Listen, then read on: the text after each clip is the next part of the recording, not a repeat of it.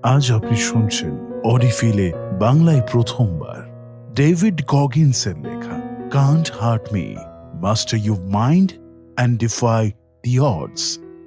David Goggins ছিল 150 কিলোর একটি ছেলে। সব টেস্ট সে চিটিং করেই পাশ করত। সবাই তাকে বলতো জীবনে কিছু করতেই পারবে না। তার ফুল টাইম কাজ ছিল লোকের বাড়িতে গিয়ে আরশোলা মারা। একদিন তার মনে হয় যে সে শুধু লোকের বাড়ি গিয়ে আরশোলা মারার জন্যই জন্মায়নি। তারপর এই ছেলেটি তার ওজন 50 কিলো কমিয়ে ফেলে। তার এক্সাম পাশ করে এবং আমেরিকার সব থেকে টাফেস্ট নেভি সিলও হয়। ডাক্তার বারণ করার সত্ত্বেও আল্ট্রা ম্যারাথন রেস কমপ্লিট করে, পুল আপ রেকর্ড তৈরি করে। তাকে ওয়ার্ল্ডের টাফেস্ট ম্যান অ্যালাইভ এর টাইটেল দেওয়া হয়। চলুন আর দেরি না করে শুরু করা যাক। ভূমিকা। কান্ট হার্ট মি এর লেখক ডেভিড গগিন্স মনে করেন যে প্রত্যেকে বাধা অতিক্রম করতে এবং তাদের লক্ষ্যে পৌঁছানোর জন্য একটি অদম্য ইচ্ছা থাকা দরকার। একজন যুবক হিসেবে গগিন্স নিজেকে আরো সফল তৈরি করার জন্য একটি কৌশল তৈরি করেছিলেন। তিনি বিশেষত শারীরিক চ্যালেঞ্জগুলি উপভোগ করতেন।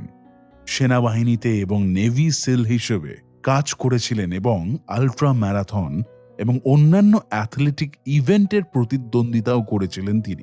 তিনি সর্বদা নিজেকে নতুন উচ্চতায় ঠেলে দেওয়ার উপায় খুঁজতেন। গগিন্সের অভিজ্ঞতা তাকে শিখিয়েছে যে বেশিরভাগ লোকেরা তাদের প্রকৃত সম্ভাবনার দিকে কাজ করে না। নতুন লক্ষ্যের দিকে কাজ করা অস্বস্তিকর হতে পারে, কারণ আমরা যখন কোনো নতুন জিনিস শেখার চেষ্টা করি সেটা প্রথমে খুবই কঠিন লাগে। যেমন একটি নতুন ভাষা শেখা বা হাফ ম্যারাথনের প্রশিক্ষণ। এই কারণে আমরা নতুন জিনিসগুলি শিখতে চাই না এবং আমরা আমাদের কমফোর্ট জোনের মধ্যে থাকতে পছন্দ করি। ডেভিড গগিন্স মনে করেন যে অধিকাংশ মানুষ তাদের সম্ভাবনার মাত্র 40% অর্জন করে। পরিবর্তে আপনাকে আপনার মনকে আয়ত্ত করার জন্য সক্রিয়ভাবে কাজ করতে হবে এবং আপনার স্বপ্নগুলি অর্জন করতে একটি অদম্য ইচ্ছা তৈরি করতে হবে। গগিন্স আপনার লক্ষ্যের দিকে দক্ষতার সাথে কাজ শুরু করার জন্য 10টি চ্যালেঞ্জের কথা বলেছেন। চ্যালেঞ্জ নাম্বার 1, খারাপ পরিস্থিতির মুখোমুখি হন। Face your bad hand. আপনি বড় হওয়ার সাথে সাথে আপনার জীবনের পরিস্থিতি আপনার বৃদ্ধি এবং বিকাশকে প্রভাবিত করে। যদিও এটি বিপরীত হতে পারে, আপনি যে কঠিন পরিস্থিতির মুখোমুখি হয়েছেন তা স্বীকার করে সামনে আসা অতিরিক্ত চ্যালেঞ্জগুলি কাটিয়ে ওঠা অনেকটা সহজ হয়ে যায় এবং আপনি আপনার অতীত সাফল্যগুলি থেকে শক্তি অর্জন করতে পারেন। একটি অপমানজনক পিতা এবং স্কুল সংগ্রাম। গগিন্সের জন্য তার স্কুল এবং তার অপমানজনক পিতাকে স্বীকার করা এবং কাটিয়ে ওঠা তার জন্য নতুন একটি দরজা খুলে দিয়েছিল। 8 বছর বয়সের আগে গগিন্স তার মা, বাবা এবং ভাইয়ের সাথে নিউ ইয়র্কের বাফালোতে থাকতেন। তার বাবা পরিবারের সদস্যদের রোলার স্কেটিং রিংকে রাতে কাজ করতে বাধ্য করতেন। কোনো কিছু কাজে ভুল হলে গগিন্সের বাবা তাকে বেল্ট দিয়ে মারতেন। তার মা ও ভাইও নিয়মিত নির্যাতনের শিকার হতেন। অবশেষে তার মা নিজেকে এবং তার সন্তানদের এই নির্মম অত্যাচারের হাত থেকে রক্ষা করার জন্য একজন বন্ধুর কাছে সাহায্য চেয়েছিলেন। তারা তার নিজ শহর ব্রাজিল ইন্ডিয়ানায় পালিয়ে যায়। তখন গগিন্সের বয়স ছিল 8 বছর। স্কুল সংগ্রাম। স্কটল্যান্ডে তার কাজের কারণে গগিন্স স্কুলে পিছিয়ে পড়েছিলেন। তিনি, তার ভাই এবং মা রাত্রেবেলা কাজ করতেন। প্রায় অফিসের অনসাইটে সোফায় ঘুমাতেন তারা।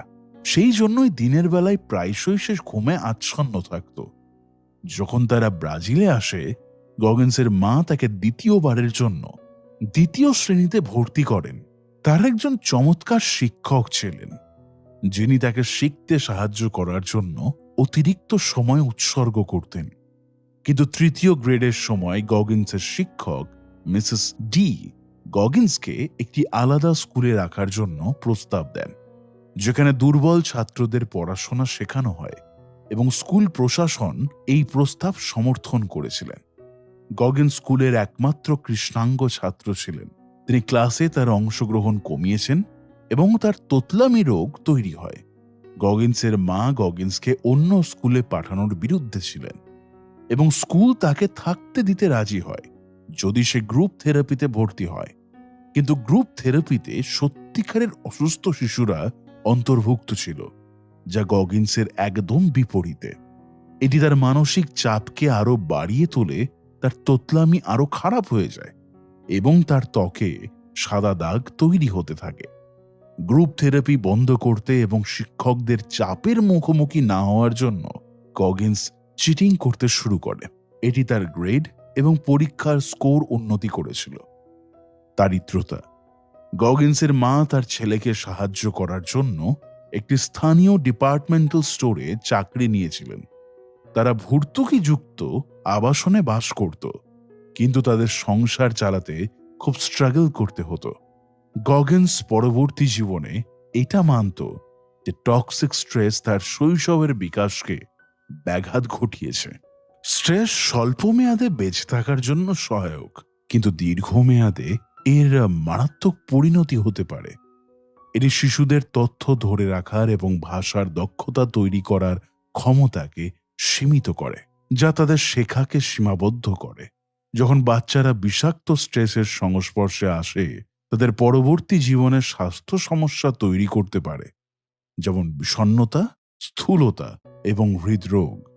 তাদের ধূমপানের মতো ঝুঁকিপূর্ণ আচরণে জড়িত হওয়ার সম্ভাবনাও বেশি থাকে। একটি আপত্তিজনক পরিবারে বেড়ে ওঠা একটি শিশুর 18 বছর বয়সের আগে গ্রেপ্তার হওয়ার সম্ভাবনা 53% এবং প্রাপ্তবয়স্ক হিসেবে অপরাধ করার সম্ভাবনা 38% বেশি হয়। পদক্ষেপ নিন। খারাপ পরিস্থিতির মুখোমুখি হন। আপনি বর্তমানে যে বাধাগুলোর মুখোমুখি হচ্ছেন তার মোকাবিলা শুরু করতে আপনার জীবনে অতীত এবং বর্তমানকে রূপ দিয়েছে এমন পরিস্থিতির মোকাবিলা করতে শিখুন। আসন্ন অধ্যায়গুলিতে আপনি এই পরিস্থিতিগুলিকে অনুপ্রেরণা হিসেবে কিভাবে ব্যবহার করবেন তা শিখবেন। প্রথমে একটি জার্নাল দিয়ে শুরু করুন। কাগজ বা ডিজিটাল হলেও চলবে। উদাহরণস্বরূপ, আপনি আপনার ল্যাপটপ বা ফোনে নোট করতে পারেন। আপনি জীবনে যে সমস্ত কঠিন জিনিসের মুখোমুখি হয়েছেন বা সম্মুখীন হয়েছেন তার সমস্ত তালিকা তৈরি করুন। নিজেকে নিম্নলিখিত প্রশ্নগুলো জিজ্ঞাসা করুন। বড় হয়ে আপনি কোন কঠিন পরিস্থিতির সম্মুখীন হয়েছেন?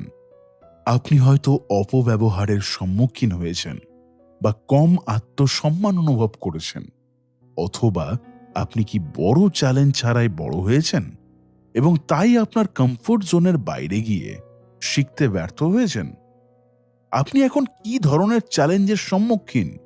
হয়তো একজন বস আপনার কাজের অগ্রগতি সীমিত করছেন, অথবা আপনি সামনের দিকে এগিয়ে যাওয়া থেকে নিজেকে কোনোভাবে নাশকতা করছেন। আপনার তালিকাটি একটি বন্ধুর সাথে বা সোশ্যাল মিডিয়াতে শেয়ার করুন। #BadHand এবং #Can'tHurtMe। চ্যালেঞ্জ 2, আপনার দায়বদ্ধতার মিরর সেট আপ করুন। Set up your accountability mirror. আপনি আপনার লক্ষ্যে পৌঁছানোর জন্য কার্যকর পদক্ষেপ নিতে ভয় পেতে পারেন। এই চ্যালেঞ্জে আপনি আপনার লক্ষ্যগুলিকে ছোট ছোট ধাপে বিভক্ত করতে শিখবেন এবং সাফল্য অর্জনের জন্য নিয়মিত সেই দিকে কাজ করবেন। কিশোর বয়সে গগিন্স মানসিক আঘাত, বর্ণবাদ, স্কুল এবং বিমান বাহিনীতে যোগদানের আকাঙ্ক্ষার সাথে লড়াই চালিয়ে যান। একটি বিশেষভাবে খারাপ রিপোর্ট কার্ড পাওয়ার পরে তিনি তার লক্ষ্যগুলিকে আরো পরিচালনাযোগ্য তৈরি করে ফেলেন। সেগুলোতে পৌঁছানোর জন্য নিজেকে দায়বদ্ধ রাখার জন্য তার বাড়ির আয়নায় লক্ষ্যগুলি লিখেছিলেন। গগিন্স এটিকে তার দায়িত্বের আয়না বলেছেন। ট্রমা। তার বাবার হাতে গগিন্স যে আঘাতের সম্মুখীন হয়েছিল তার পাশাপাশি আরেকটি ট্রমা তাকে এবং তার মাকে প্রভাবিত করেছিল। তার মা এমন একজন ব্যক্তির সাথে বিবাহ বন্ধনে আবদ্ধ হয়েছিলেন যিনি একজন ভালো প্রভাবশালী ছিলেন, কিন্তু বিবাহের কিছুদিন পর তাকে হত্যা করা হয়েছিল। গগিন্স এবং তার মা যেইভাবেই হোক ইন্ডিয়ানাপলিসে চলে আসেন, কিন্তু তার মা তার বাগদত্তার মৃত্যুতে খুব ভেঙেই পড়েছিল। গগিন্স আর স্কুলে যেতেন না এবং বদ ছেলেদের সাথে সময় কাটাতে থাকতেন, যেটা তার আচরণের উপর নেতিবাচক প্রভাব ফেলছিল। তার মা তাকে একদিন ধরে ফেলে এবং তিনি ব্রাজিলে ফিরে যাওয়ার সিদ্ধান্ত নেন। রাসিজম, বর্ণবাদ। গগিন্স যখন ছোটবেলায় ব্রাজিলে থাকতেন তখন তিনি বর্ণবাদ সম্পর্কে অবগত ছিলেন না। যখন তিনি এবং তার মা ইন্ডিয়ানাপলিস থেকে ফিরে আসেন তখন এটি পরিবর্তন হতে শুরু করে। গ্রামীণ রাস্তায় বন্দুকের মুখে তার জীবনকে হুমকির সম্মুখীন করা থেকে তাকে সব রকমের বর্ণবাদের সম্মুখীন হতে হয়েছিল। মানুষ কিভাবে এত ঘৃণ্য হতে পারে তা বোঝার জন্য তিনি সংগ্রাম করছিলেন। অনেক ভালো বন্ধু থাকা সত্ত্বেও তিনি শহরের একমাত্র কালো বাচ্চা হওয়ার জন্য একাকিত্ব অনুভব করছিলেন। Fighting back. গগিন্স বর্ণবাদের মুখোমুখি হতে চেয়েছিলেন, কিন্তু এর বিরুদ্ধে কিভাবে প্রতিবাদ করতে হয় তা তিনি জানতেন না। সান্ত্বনা খুঁজতে তিনি ম্যালকম এক্সের বক্তৃতা দেখতেন। তিনি তার চারপাশের বর্ণবাদীদের থেকে উত্থানের উপায় নিয়ে আসার চেষ্টা শুরু করেছিলেন। তিনি অস্বাভাবিক পোশাক পরতেন, অদ্ভুত উপায়ে চুল ছাঁটতেন। যদিও গগিন্স এখন হাই স্কুলে, তবুও তিনি স্কুল পাশ করার জন্য প্রতারণার উপর নির্ভর করেছিলেন। স্কুলে থাকার তার একমাত্র অনুপ্রেরণা ছিল বাস্কেটবল দলে খেলা, কিন্তু যেহেতু তিনি গ্রীষ্মকালীন ওয়ার্কআউটে যোগ দেননি, তাই কোচরা মনে করেন যে তিনি দলের প্রতি প্রতিশ্রুতিবদ্ধ নন। তারা তাকে জুনিয়র ভার্সিটি দলে সিলেক্ট করেননি, যদিও সে স্কুলের অন্যতম প্রতিভাবান খেলোয়াড় ছিল। এইভাবে গগিন্স স্কুলের প্রতি তার অনুপ্রেরণা হারিয়ে ফেলেন। কিন্তু তিনি সম্পূর্ণ উদ্দেশ্যহীন ছিলেন না। তিনি বিমান বাহিনীতে যোগদান করতে চেয়েছিলেন কারণ তার দাদু এয়ারফোর্সে কাজ করতেন। তার দাদুর কাছ থেকে গল্প শুনে তিনিও বিমান বাহিনীতে যোগ দিতে চেয়েছিলেন। যাই হোক, তিনি বুঝতে পারেননি যে এখানে যোগদানের জন্য তাকে একটি পরীক্ষায় পাশ করতে হবে। তিনি ধরে নিয়েছিলেন যে তিনি পরীক্ষায় চিটিং করে পাশ করে যাবেন। তার প্রথম প্রচেষ্টায় তিনি প্রতারণা করার জন্য অন্যান্য পরীক্ষার্থীদের থেকে অনেক দূরে বসেছিলেন। তার সত্ত্বেও তিনি পাশ করতে পারেননি। এটি তার প্রথম ওয়েক আপ কল, যা তাকে তার আচরণ পরিবর্তন করতে সাহায্য করেছিল। দ্বিতীয় ওয়েক আপ কলটি তার জুনিয়র বছরের শেষে এসেছিল, যখন তার মা একটি চিঠি পেয়েছিলেন যেখানে লেখা ছিল যে তার ছেলে স্নাতক হবেন না যতক্ষণ না তার উপস্থিতির রেকর্ড এবং গ্রেড ইমপ্রুভ হয়। জবাবদিহিতা আয়না। গগিন্স যখন আয়নার দিকে তাকালেন তখন তিনি সেই দিন কাকে দেখেছিলেন তা নিয়ে তিনি হতাশ বোধ করেছিলেন। অল্প কিছু সম্ভাবনার একটি বাচ্চা যে নিজের সাথে কঠোর না হয়ে এবং তার আচরণ পরিবর্তন না করে বিমান বাহিনীতে যোগ দিতে কখনোই সক্ষম হবে না। তিনি তার পড়ার দক্ষতা উন্নত করে এবং পরীক্ষার জন্য অধ্যয়ন করে বিমান বাহিনীতে যোগ দেওয়ার সংকল্প করেছিলেন। এটি করার জন্য তিনি নিজেকে দায়বদ্ধ রাখতে এবং তার লক্ষ্যে পৌঁছানোর জন্য একটি ডিভাইস হিসেবে আয়না ব্যবহার করার সিদ্ধান্ত নিয়েছিলেন। প্রতি রাতে তিনি পোস্ট ইট নোটগুলিতে পরের দিনের জন্য তার লক্ষ্যগুলি লিখেছিলেন এবং সেগুলি আয়নায় রেখেছিলেন। তারপর তিনি নিশ্চিত করেন যে তিনি প্রতিদিন তার লক্ষ্যগুলির দিকে কাজ করছেন কিনা। প্রায়শই এটি তাকে কি করতে হবে এবং কেন করতে হবে সে সম্পর্কে তাকে ওয়াকিবহাল করত। উদাহরণস্বরূপ, তিনি নিজেকে বলতেন যে এটি ঠিক করার জন্য তার পড়াশোনা করা দরকার। তিনি এই পদ্ধতিটিকে নিজের সাথে মোকাবেলা করার একটি উপায় হিসেবে মনে করেছিলেন। তিনি অধ্যয়ন এবং ভালো শারীরিক আকৃতিতে মনোনিবেশ করেছিলেন। দ্বিতীয়বার এয়ারফোর্স এন্ট্রি টেস্টে ব্যর্থ হওয়ার পর তার মা তাকে একজন গৃহশিক্ষকের সাথে সংযুক্ত করেন। তার গৃহশিক্ষক তাকে শেখার জন্য একটি অনন্য পদ্ধতি ব্যবহার করতে শিখিয়েছিলেন এবং পাঠ্যপুস্তক এবং বীজগণিত সম্পর্কে তার জ্ঞানকে ব্যাপকভাবে উন্নত করেছিলেন।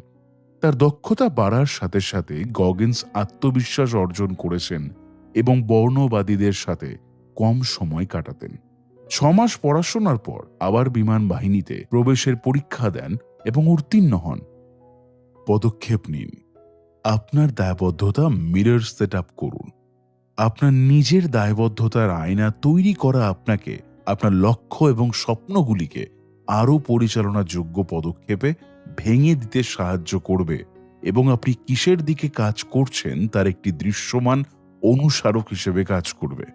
পোস্ট-ইট নোট বা কাগজ ব্যবহার করে ডিজিটাল উপায়ের পরিবর্তে এই পদক্ষেপগুলো অনুসরণ করুন। আপনার সমস্ত নিরাপত্তাহীনতা লিখুন।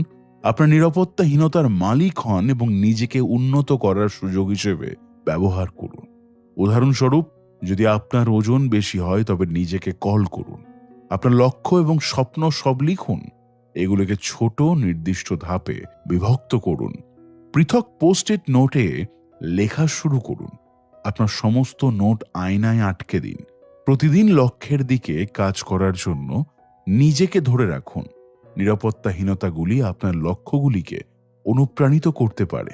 উদাহরণস্বরূপ, যদি আপনি 15 পাউন্ড ওয়েট লস করার চেষ্টা করছেন, প্রথম সপ্তাহে 2 পাউন্ড হারানোর একটি ছোট্ট লক্ষ্য করুন। আপনি প্রতিটি ধাপে পৌঁছে গেলে পরবর্তীটির জন্য একটি নতুন পোস্ট লিখুন। Hashtag accountability mirror, hashtag can't hurt me এবং হ্যাশট্যাগ অডিফিল এবং আপনার মিরর সহ সোশ্যাল মিডিয়াতে নিজের একটি ছবি পোস্ট করুন। Challenge 3, get used to discomfort. কখনো কখনো আপনার লক্ষ্যে পৌঁছানোর জন্য অস্বস্তিকর বা কঠিন কাজের মুখোমুখি হতে হয়। আপনার অপছন্দের জিনিসগুলি কিভাবে করতে হয় তা শেখা আপনাকে আপনার কমফোর্ট জোনের থাকার পরিবর্তে আপনার লক্ষ্যগুলির দিকে পদক্ষেপ নিতে সহায়তা করে। গগিন্স বিমান বাহিনীতে চাকরি করার সময় তার কমফোর্ট জোনের বাইরে গিয়ে কিভাবে কাজ করতে হয় সেটি জানতে পারে এবং পরবর্তীতে এটি তাকে নেভি সিল হতে অনুপ্রাণিত করেছিল। গগিন্স বিমান বাহিনীতে প্রবেশ করেছিলেন কারণ তিনি একজন প্যারাস্কিউম্যান হতে চেয়েছিলেন, বিমান বাহিনীর সদস্য যারা নিহত পাইলটদের উদ্ধার করে। কিন্তু তিনি একটি বড় বাধার সম্মুখীন হন, সাঁতারের প্রশিক্ষণ। উদ্ধার অভিযান অনেকগুলো জলের উপরে হয়, তাই তাকে এই পোস্টে যোগ দেওয়ার জন্য সাঁতারের কয়েকটি টেস্ট পাস করতে হবে। গগিন্স আগে কোনোদিনও সাঁতার শেখেনি। তিনি কেবলমাত্র সাঁতারের কয়েকটি প্রাথমিক ধাপ জানতেন। তিনি সারা রাত ভয়ে ঘুমোতে পারেননি কারণ তিনি ভয় পাচ্ছিলেন কাল সাঁতারের পরীক্ষাতে তিনি পাস করবেন কিনা। তিনি ব্যর্থ হওয়ার বিষয়ে ক্রমাগত উদ্বিগ্ন হচ্ছিলেন। তার সাঁতারের ট্রেনিং চলাকালীন আর্মি ডাক্তাররা আবিষ্কার করেন যে তার সিকেল সেল জিন নামক একটি রোগ হয়েছে। যদিও তার সিকেল সেল অ্যানিমিয়া ছিল না, তবুও চিকিৎসকরা ভেবেছিলেন যে এই জিন থাকার কারণে তার হঠাৎ করে হার্ট অ্যাটাকের ঝুঁকি ছিল। তারা তাকে তার প্রশিক্ষণ থামিয়ে দেয় এবং পরবর্তীতে আবার তারা তাদের ডিসিশনকে রিভার্স করে নেয় এবং বলে যে তুমি আবার তোমার পরীক্ষণ শুরু করতে পারো। কিন্তু কিছু ট্রেনিং মিস করার কারণে তাকে শুরু থেকে শুরু করতে হবে বা অন্য দলে স্থানান্তর হতে হবে এবং তিনি মনে মনে ভেবেছিলেন যে তিনি কোনোদিনও একজন ভালো প্যারা রেস্কিউ ম্যান হতে পারবেন না। তিনি শারীরিকভাবে শক্তিশালী ছিলেন, কিন্তু নতুন করে শুরু করার ভয়ে তিনি মানসিক ইচ্ছা শক্তি হারিয়ে ফেলেছিলেন। নেভি সিল হওয়ার প্রশিক্ষণ। একদিন গগিন্স নেভি সিলে যোগদানের বিষয়ে টিভিতে একটি প্রোগ্রাম দেখেছিলেন, যা মার্কিন সামরিক বাহিনীর অন্যতম অভিজাত বিশেষ বাহিনী দল। তিনি নিশ্চিত হয়েছিলেন যে তিনি একজন সিল হয়ে তার জীবনের উদ্দেশ্য খুঁজে পেতে পারেন। তিনি বিভিন্ন নৌ নিয়োগকারীদের সাথে যোগাযোগ করার চেষ্টা করেছিলেন, কিন্তু কেউ মিলিটারির অন্যান্য পদ থেকে বাদ দেওয়া লোকেদের নিয়োগ করতে ইচ্ছুক ছিল না। একজন নিয়োগকারী তার সাথে দেখা করতে রাজি হয়েছিল, কিন্তু তার ওজনের কারণে তাকে তালিকাভুক্ত করা হয়নি। তিনি একজন নিয়োগকারীকে পেয়েছিলেন যে তাকে একটি সুযোগ দিতে ইচ্ছুক ছিল, কিন্তু আবেদন করার জন্য তাকে তার ওজন 191 পাউন্ডের নিচে নামিয়ে আনতে হবে। তাকে বিমান বাহিনীতে ভর্তি হওয়ার জন্য যে এক্সাম দিতে হয়েছিল তাকে সেই একই এক্সাম দিতে হবে, কিন্তু পাসিং স্কোর ছিল এয়ারফোর্স এক্সামের থেকে বেশি। গগিন্সের পরীক্ষার জন্য অধ্যয়ন করার জন্য 3 মাস সময় ছিল। তিনি দৌড়, সাঁতার, বাইক চালানো এবং ওয়েটলিফটিং এর মাধ্যমে তার দিনগুলো শুরু করেছিলেন। প্রথমে তিনি বিরতি ছাড়াই 400 গজ দৌড়াতে পারতেন। যদি সে তার পরিকল্পিত কোনো প্রশিক্ষণে ব্যর্থ হয়, তাহলে সে নিজেকে আবার পুনরায় সম্পূর্ণ ওয়ার্কআউট করতে বাধ্য করে। উদাহরণস্বরূপ, একদিন তিনি তার সেটের শেষ পুল আপ না করার সিদ্ধান্ত নিয়েছিলেন, কিন্তু তিনি নিশ্চিত ছিলেন যে এই রকম সামান্য জিনিসগুলি তার প্রবেশের পথে বাধা হয়ে দাঁড়াবে। তাই সেই রাতে তিনি জিমে ফিরে আসেন এবং 250টি পুল আপের পুরো সেটটি পুনরায় করেন। ব্যায়াম করার পাশাপাশি তিনি তার ডায়েট সামঞ্জস্য করেছেন। স্বাস্থ্যকর খাবারের ছোট অংশ খান এবং জাঙ্ক ফুড ত্যাগ করেন। তিনি নিজেকে নিশ্চিত করেছিলেন যে তার সংগ্রামগুলি তার জীবনের একটি নতুন উদ্দেশ্যের প্রমাণ, যা তাকে তার প্রশিক্ষণ এবং অধ্যয়নের সাথে লেগে থাকতে অনুপ্রাণিত করেছিল। তিনি পরীক্ষায় উত্তীর্ণ হতে সক্ষম হন এবং প্রবেশের যোগ্যতা অর্জনের জন্য 106 পাউন্ড ওজনও কমিয়ে ফেলেন। অধ্যাবসায় এবং নিজেকে আপনার লক্ষ্যের দিকে ঠেলে দেওয়ার জন্য আপনাকে এমন কিছু করতে হবে যা আপনাকে অস্বস্তিকর করে তোলে। আপনার জার্নাল ব্যবহার করে এমন জিনিসগুলো লিখুন যা আপনাকে অস্বস্তিকর করে অথবা আপনি যেগুলো করতে অপছন্দ করেন। ছোট ছোট কাজ বেছে নিন এবং এটি সম্পূর্ণ করার চেষ্টা করুন। প্রতিদিন এমন কিছু করতে নিজেকে উৎসাহিত করুন যা আপনি পছন্দ করেন না। এক সময় এটি সহজ হয়ে গেলে এটি আরও চ্যালেঞ্জিং করুন। উদাহরণস্বরূপ, যদি আপনার লক্ষ্য 1 মাইল দৌড়ানো হয়, পরবর্তীতে এটি 2 মাইল করুন। এইভাবে ক্রমাগত নিজেকে চ্যালেঞ্জিং করতে থাকুন। Challenge 4, beat your opponent. আপনার লক্ষ্যের দিকে কাজ করার সময় নিজের প্রতি সন্দেহ করে আপনার সাফল্যকে নষ্ট করা সহজ। উদাহরণস্বরূপ, আপনি আপনার বিরোধীদের দ্বারা ভয় পেতে পারেন। যদি কেউ আপনাকে বলে আপনার সফল হবার ক্ষমতা নেই, তাহলে আপনি নিজেকে সন্দেহের চোখে দেখবেন। এটি একজন বস, শিক্ষক বা সহকর্মীও হতে পারে। পরিবর্তে সেই অনুভূতিগুলোকে কাজে লাগানোর জন্য কাজ করুন এবং আপনার প্রতিপক্ষকে ভুল প্রমাণ করতে ব্যবহার করুন। গগিন্স আলোচনা করেছেন কিভাবে তিনি হেলউইক অফ সিল প্রশিক্ষণ থেকে বাঁচতে এই কৌশলটি ব্যবহার করেছিলেন। হেলউইক সিল হওয়ার জন্য গগিন্সকে কঠিন প্রশিক্ষণের মধ্যে দিয়ে যেতে হবে। হেলউইক নামে পরিচিত একটি প্রশিক্ষণের সময় নিয়োগকারীদের কয়েকটি দলে বিভক্ত করা হয় এবং ঘন্টার পর ঘন্টা কঠিন শারীরিক পরিশ্রম করানো হয়, যেমন বালিতে কয়েক মাইল দৌড়ানো, লগ বা নৌকা ধরে দৌড়ানো এবং ঠান্ডা সমুদ্রে দাঁড়িয়ে থাকা। 2/3 লোক 1 সপ্তাহের মধ্যেই এই প্রোগ্রাম ছেড়ে পালিয়ে যায়। গগিন্স ফুসফুসের নিউমোনিয়ায় আক্রান্ত হন, তাই তিনি রিকভারির জন্য ছুটি চান। প্রশিক্ষণ পুনরায় শুরু করার জন্য তিনি পর্যাপ্ত প্রশিক্ষণ মিস করেছিলেন এবং তাকে আবার শুরু থেকেই হেলউইক শুরু করতে হবে।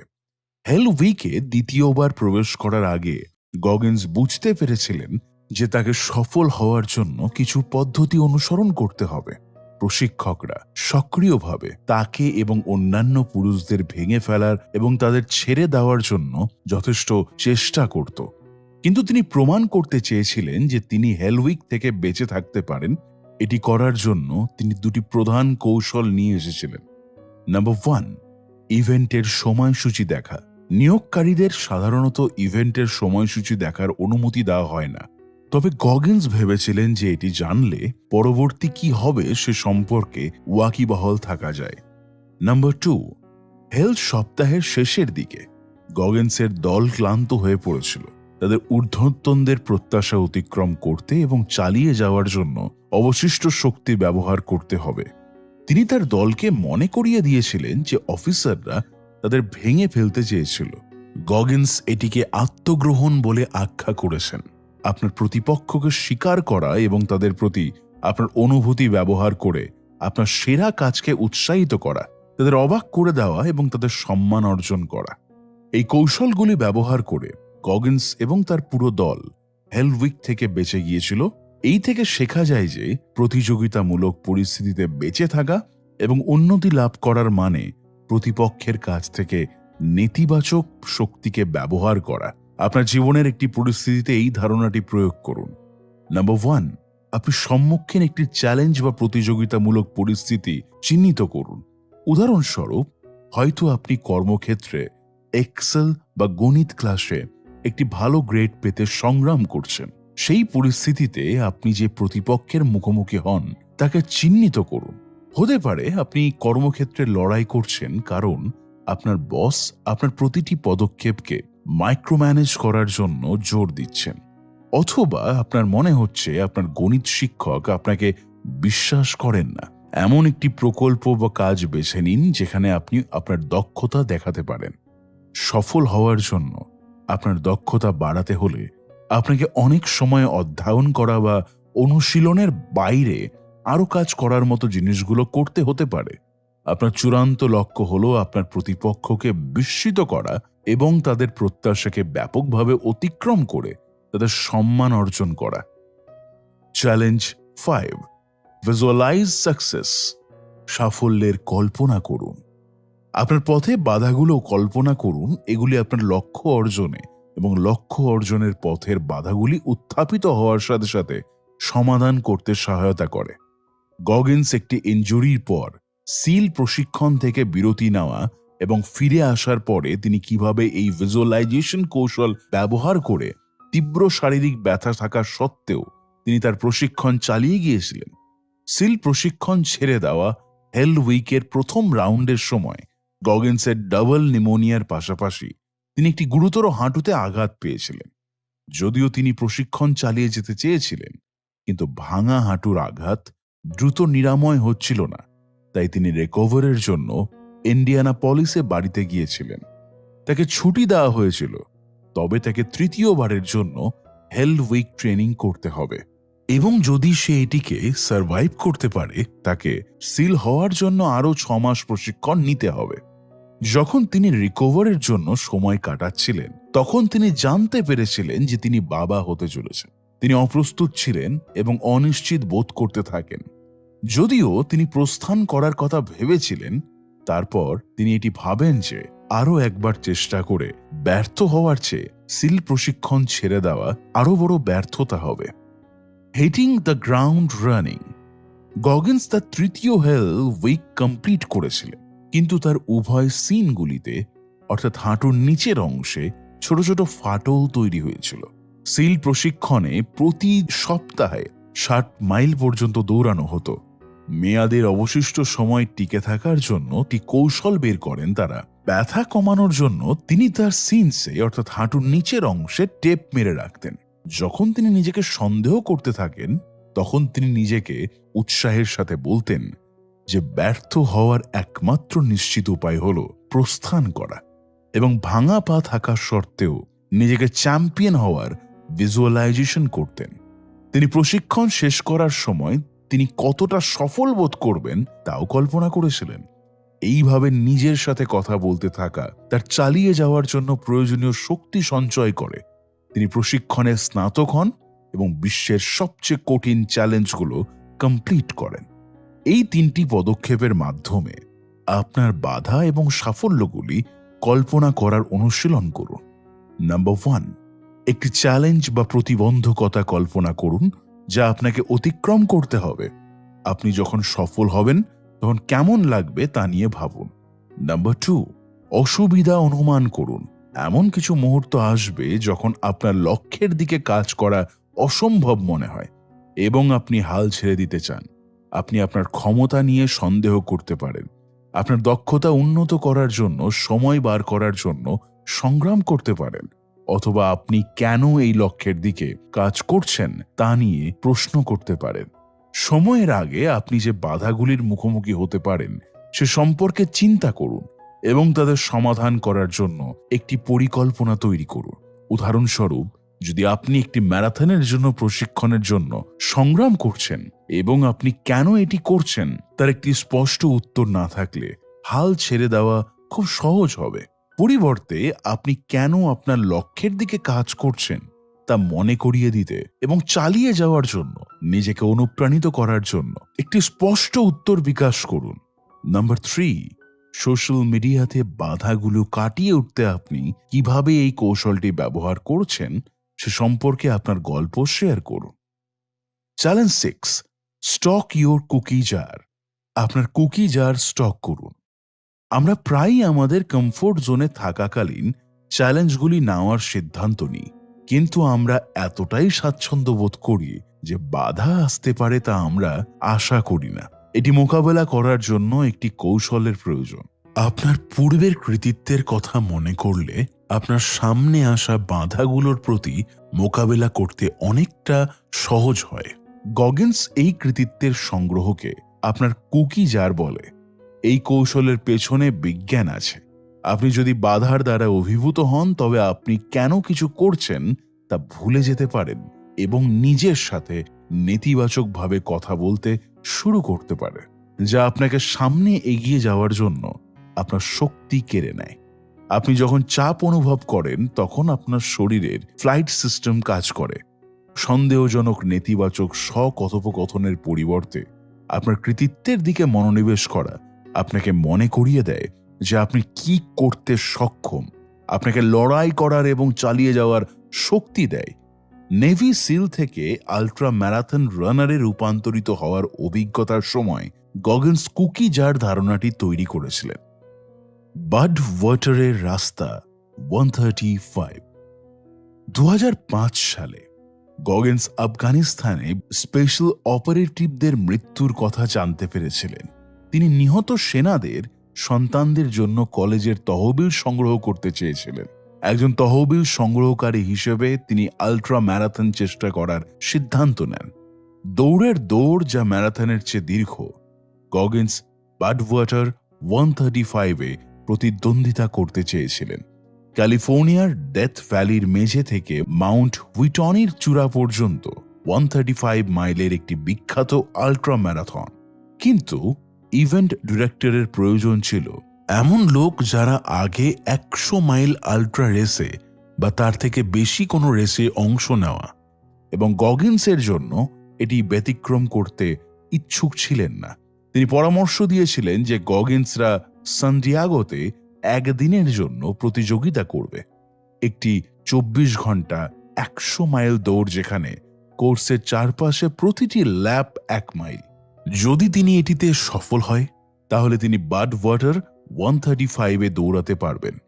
সান্টিয়াগোর আগে গগিন্সের হাতে মাত্র 3 দিন ছিল, তাই প্রস্তুতির জন্য খুব কম সময় পেয়েছিল। তিনি 6 মাসে একবারের জন্য 1 মাইলের বেশি দৌড়ননি, যদিও তিনি শক্তি প্রশিক্ষণের মাধ্যমে শরীরকে ভালো আকারে রেখেছিলেন। তার কার্ডিও ফিটনেসও ভালো ছিল। রেসের দিনে গগিন্স দ্রুত গতিতে যাত্রা শুরু করেছিলেন। 24 ঘন্টার মধ্যে রেসটি সম্পূর্ণ করার জন্য তাকে দ্রুত দৌড়াতে হবে, কিন্তু 70 মাইলের পর তিনি আর যেতে পারেননি। গগিন্সের স্ত্রী যিনি তাকে উৎসাহিত করার জন্য এসেছিল, তার স্ত্রী তাকে রেস্ট নেওয়ার জন্য হেল্প করছিল। তিনি সব ধরনের শারীরিক জটিলতা মোকাবিলা করছিলেন। তার পায়ের নখের বেশিরভাগ অংশ পড়ে গিয়েছিল এবং সে পরে জানতে পারে যে তার পায়ে স্ট্রেস ফ্র্যাকচার ছিল। তিনি তার স্ত্রীর কাছ থেকে রক্তাক্ত প্রস্রাব এবং ডায়রিয়া লুকিয়ে রেখেছিলেন, যাতে তার স্ত্রী তাকে দৌড় থেকে টেনে না নেয়। তিনি কি ভয়ানক আকারে ছিলেন তা জানতেন না তার স্ত্রী এখনো বিশ্বাস করেছিলেন যে তার এখনো দৌড় শেষ করার সুযোগ রয়েছে এবং তাকে চালিয়ে যেতে উৎসাহিত করছিলেন। এবং তিনি তাকে বলেছিলেন যে তিনি যদি 24 ঘন্টার মধ্যে 100 মাইল কমপ্লিট করতে চান, তবে তাকে গতি বাড়ানো দরকার। কুকি জারের মধ্যে খনন প্রস্থান করতে চাওয়া সত্ত্বেও গগিন্স চালিয়ে যাওয়ার জন্য আরেকটি কৌশল নিয়েছিলেন, তার কুকি জার। বড় হয়ে গগিন্সের মা সর্বদা তাদের কুকি জারকে বিভিন্ন ধরনের কুকি দিয়ে স্টক করে রাখতেন, নিজেকে কঠিন সময়ের মধ্যে দিয়ে যেতে সাহায্য করার জন্য। তিনি এটিকে একটি রূপক হিসেবে প্রয়োগ করেছিলেন। যখন সময়গুলো কঠিন ছিল, তখন তিনি তার কৃতিত্বের একটি মানসিক কুকি জার আঁকেন। এইভাবে তিনি তার অতীত জয়গুলিকে ব্যবহার করে নিজেকে চালিয়ে যেতে অনুপ্রাণিত করেছিলেন। গগিন্সের কুকিজের মধ্যে নিজেকে উপযুক্ত করার স্তরে নিয়ে আসার জন্য অধ্যয়ন করা, এয়ারফোর্স পরীক্ষায় উত্তীর্ণ হওয়া এবং সিল প্রশিক্ষণের জন্য যোগ্য হওয়ার জন্য 3 মাসে এই সব অতীতের কৃতিত্বগুলি অন্তর্ভুক্ত ছিল। এই কৌশলটি কেবল স্মৃতি সম্পর্কে চিন্তা করার চেয়ে বেশি এটি মনে রাখা যে এই মুহূর্তগুলি কতটা ভালো ছিল। তার অতীত বিজয়ের কথা চিন্তা করা এবং তার দৃঢ়তার স্বীকার করা গগিন্সকে আবার দৌড় শুরু করার এবং দৌড় শেষ করার শক্তি দিয়েছে, এবং তিনি 100 মাইল দৌড় কমপ্লিট করেন। যদিও তিনি গুরুতর ডিহাইড্রেশনে ভুগছিলেন, তবুও তিনি 100 মাইল শেষ করতে পেরে আনন্দিতই বোধ করেছিলেন। Challenge 7, dismantle your governor. গাড়ির অভ্যন্তরীণ নিয়ন্ত্রক বা গভর্নর থাকে। গাড়ি কত দ্রুত যেতে পারে এটি তা সীমাবদ্ধ করে। মানুষও এই একই রকম। আমাদের মানসিক গভর্নর আমাদের প্রতিক্রিয়া দেয়, আমাদের জানায় যে আমরা কতটা ব্যথায় আছি বা নিরাপত্তাহীন বোধ করছি। অনেক লোক খুব সহজেই লোকের কথা শোনে এবং কাজ করা বন্ধ করে দেয় যখন তারা তাদের প্রচেষ্টার মাত্র 40% প্রয়োগ করে। 60% টেবিলে রেখে দেয়। গভর্নরকে অতিক্রম করার অর্থ হল ব্যথা, নিরাপত্তাহীনতা, অন্যান্য বাধাগুলোর মধ্যে দিয়ে ঠেলে দেওয়া। আস্তে আস্তে নিজেকে ধাক্কা দিতে শেখা আপনার গভর্নরকে ভেঙে ফেলতে সাহায্য করে ও ধীরে ধীরে আপনার কার্যকলাপ বৃদ্ধি করে, আপনাকে আঘাত এড়াতে সাহায্য করে এবং আপনার মনকে নতুন কাজের চাপে অভ্যস্ত হতে সাহায্য করে।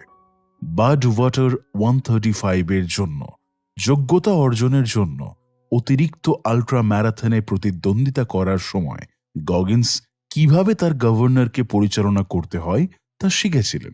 গগিন্স যখন সান্টিয়াগো শেষ করলেন, তিনি বাডওয়াটার 135 এর পরিচালককে ফোন করেন এবং ইমেইল করেন তার ফলাফল শেয়ার করার জন্য।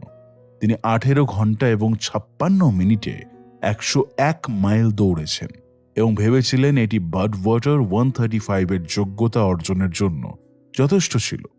পরিবর্তে গগিন্স একটি ইমেল পান যে 24 ঘন্টার আল্ট্রা রেসের বিন্দু হল পুরো 24 ঘন্টা দৌড়ানো, শুধুমাত্র 100 মাইল দৌড়ানো নয়। তাই তিনি আরও একটি অতিরিক্ত আল্ট্রা রেসে প্রতিদ্বন্দ্বিতা করার সিদ্ধান্ত নেন। তিনি হার্ট 100 নামক একটি হাইওয়ান রেসে যোগ দেওয়ার সিদ্ধান্ত নেন। হাইওয়ান রেইন ফরেস্টের মধ্যে দিয়ে 24,500 ফুট উচ্চতা ওঠা সহ 20 মাইল সার্কিটে 5টি ল্যাপ নিয়ে এই দৌড়। হার্ট 100 এর প্রায় 1 মাস আগে গগিন্স দৌড় এবং শক্তি প্রশিক্ষণের অনুশীলন করেছিলেন। তিনি শুনেছেন যে 100 মাইল রেসের প্রস্তুতির জন্য 1 সপ্তাহে 100 মাইল দৌড়ানো খুবই গুরুত্বপূর্ণ, কিন্তু এটা মোটেও সহজ ছিল না। তিনি প্রতি সপ্তাহে কাজের মধ্যে থাকার সত্ত্বেও অন্তত প্রতি সপ্তাহে 3 বার দৌড়াতেন। Race day. তার শারীরিক প্রস্তুতির সত্ত্বেও এটি খুব কঠিন ছিল। সে ট্রেলে দৌড়াতে অভ্যস্ত ছিল না। পাথর, গাছের শিকড় এবং কাদা সহ একটি সাধারণ ডামার রাস্তার চেয়ে ট্রেলে দৌড়ানো অনেক কঠিন। তিনি তার পায়ের ব্যথার সঙ্গেও মোকাবিলা করছিলেন। গগিন্স বুঝতে পেরেছিলেন যে তিনি দৌড়ের বাকি অংশকে খণ্ডে খণ্ডে ভাগ করে এগিয়ে যাবে। তিনি নিজেকে এমন বলেন যে আমি কেবল ওই পাহাড়ের চূড়ায় যাব, তারপর আমি ছেড়ে দেব। কিন্তু ছেড়ে দেওয়ার পরিবর্তে এই মিনি গোলগুলোকে অর্জন করা তাকে চালিয়ে যেতে অনুপ্রাণিত করেছিল। অনুপ্রেরণা খুঁজে পাওয়া তাকে তার গভর্নরকে ভেঙে দিতে সাহায্য করেছিল। তিনি দৌড় শেষ করেন এবং পরে একই দিনে তিনি বাডওয়াটার 135 এর জন্য তার আবেদন জমা দেন। পরিচালক তাকে বলেছিলেন যে তিনি সিলেক্ট হয়েছেন বাডওয়াটার 135 এর জন্য। বাডওয়াটার 135 রেসে প্রস্তুত হওয়ার জন্য গগিন্সের হাতে 6 মাস সময় ছিল। শারীরিক প্রশিক্ষণের পাশাপাশি তিনি দৌড় অধ্যয়ন করেছিলেন। তিনি রুট গবেষণা এবং রেস ভিডিও দেখার মতো জিনিসগুলো নিয়ে রিসার্চও করতেন। যদিও তিনি তর্কযোগ্যভাবে এই রেসের জন্য আগের যে কোনোটির চেয়ে বেশি প্রস্তুত ছিলেন, তাও গগিন্স অসুবিধার সম্মুখীন হয়েছিলেন এবং ছেড়ে দিতে চেয়েছিলেন। প্রায় 7.5 ঘন্টার মধ্যে তিনি মারাত্মকভাবে ডিহাইড্রেট হয়ে পড়েন। তা সত্ত্বেও তিনি এটি কমপ্লিট করেন। Challenge 8, compartmentalize your time. আপনার সময়কে বিভক্ত করুন। লোকেরা প্রায়শই মনে করে যে তাদের জীবনে সফল হওয়ার জন্য বিশেষ প্রতিভা থাকা দরকার। যাই হোক, আপনি প্রায়শই সবকিছুতে স্বাভাবিকভাবে প্রতিভাবান হবেন না। পরিবর্তে আপনার দক্ষতা উন্নত করার জন্য আপনাকে প্রতিদিন সময় নির্ধারণ করতে হবে। উদাহরণস্বরূপ, ব্যায়াম না করার জন্য লোকেদের 1 নম্বর অজুহাত হলো তাদের পর্যাপ্ত সময় নেই। কিন্তু বেশিরভাগ মানুষ টিভি দেখা বা সোশ্যাল মিডিয়ায় দেখার মতো কাজ করে দিনে 4-5 ঘন্টা নষ্টই করে। এই চ্যালেঞ্জটি করা আপনাকে আপনার লক্ষ্যগুলোর দিকে কাজ করার জন্য সময় দিতে সাহায্য করবে। গগিন্সের জীবন অতিরিক্ত ব্যস্ত হয়ে পড়ে যখন তিনি রেসিং এর দিকে মনোযোগ দেন। তিনি কাজ এবং প্রশিক্ষণের জন্য তার সময়কে বিভক্ত করতে শিখেছিলেন। ব্যাড ওয়াটার 135-এ তার সাফল্যের পর গগিন্সকে আল্ট্রাম্যান নামে পরিচিত একটি রেস করার জন্য প্রস্তাব দেওয়া হয়। একটি 6.2 মাইল সাঁতার, 261 মাইল বাইক রাইড এবং একটি ডাবল ম্যারাথন সমন্বিত একটি 3 দিনের ইভেন্ট। তিনি এই রেসে যোগ দেন এবং দ্বিতীয় স্থান অর্জন করেন। এর কিছুক্ষণ পর নৌবাহিনীর একজন অ্যাডমিরাল তার সঙ্গে যোগাযোগ করতে চান।